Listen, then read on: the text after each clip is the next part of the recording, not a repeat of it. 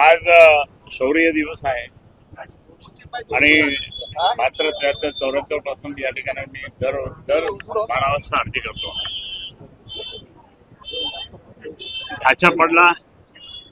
ढाचा पाडण्यासाठी त्या ठिकाणी आम्ही सर्वजण कारसेवा केली होती. मी स्वतः आणि रात्री 3:30 वाजेपर्यंत कारसेवा केली त्या दिवशी आणि वेगळ्या प्रकारचा आनंद निर्माण झाला मला.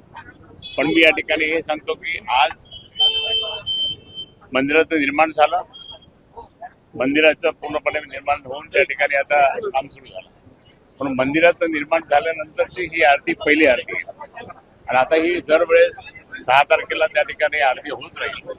कारण ढाच्या पडल्याच्या नंतरही त्या ठिकाणी ती आरती आणि मंदिराचं निर्माण झाल्याची आरती असं त्या ठिकाणी आम्ही करत राहू.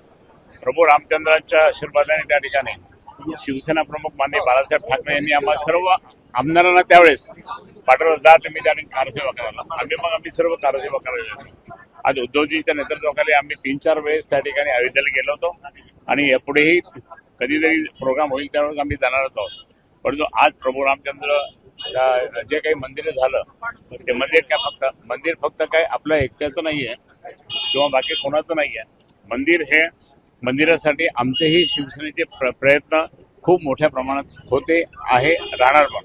आणि म्हणून या ठिकाणी आज ही आरती आम्ही म्हणजे संस्थान सुपारी मूर्तीच्या तिथे हनुमंताची त्या ठिकाणी आम्ही आरती केली आणि हनुमंताची आरती करून त्या ठिकाणी आमचा जल्लोष त्या ठिकाणी जो आहे शौर्य दिन हा आम्ही साजरा केला. गेली 5 वर्ष केली नव्हती तुम्ही असा भाजपाने आरोप केला. नाही भाजपाने ज्यावेळेस ढाचा पडला, बांधकाम सुरू व्हायला लागलं, ताब्यात आलं, त्याच्यानंतर आम्ही म्हटलं ठीक आहे होऊ द्या, मंदिर होऊ द्या, त्याच्यानंतर परत करू आपण. तर आम्ही जे मंदिर झाल्यानंतर त्या ठिकाणी आम्ही आरती सुरू केली. विरोधात निवडणूक लढवणारे हर्षवर्धन जाधव आता पुन्हा नाही ते मॅटर संपलं, कालच संपलं. आले का पक्षात ते? नाही कालच संपलं. नाही पक्षात आले का? पक्षात घेतलेलं नाहीये, माहित नाही मला. पण हे त्यांच्या घरी जाऊन त्यांचा सत्कार येणार तुमच्या सोबत? नाही ते येणार नाहीये. ते त्यांचं मॅटर एंड झालं. पहिली गोष्ट घरी नाही गेलो कोणाच्या. त्यामुळे आता म्हणून आता ते मॅटर ते एंड झालं. बोला आता दुसरं बोला.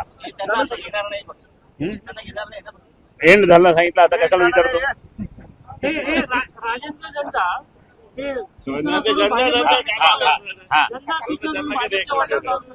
नाही भारतीय जनता पार्टी नाही, बरेच जण शिंदे गटाचे बरेच जण त्या ठिकाणी राजेंद्र जनताच्या नेतृत्वाखाली चालले असं आम्हाला कानावर बातमी आली.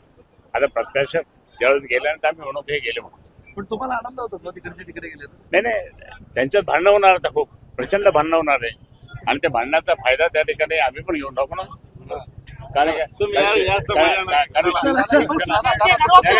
शिवसेना फुटण्याचा